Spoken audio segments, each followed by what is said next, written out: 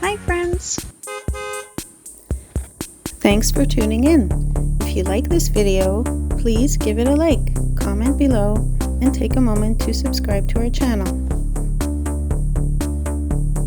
You might notice a smoky haze in the sky in this video. Smoke from wildfires burning in northern Canada has drifted into the area.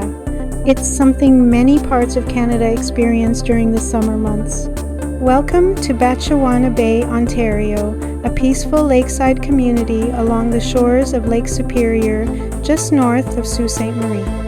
This beautiful bay has been a gathering place for centuries, first for the indigenous Anishinaabe people who lived and traveled these waters long before roads existed. The name Batchawana comes from the Ojibwe word Bajiwanum, which means water that bubbles up.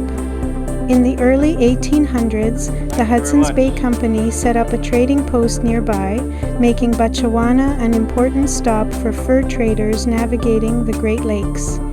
Today, it's a favorite spot for campers, boaters, and anyone looking to enjoy the soft sandy beaches that stretch along the bay. For those who love photography, the sunsets over Lake Superior here are truly unforgettable.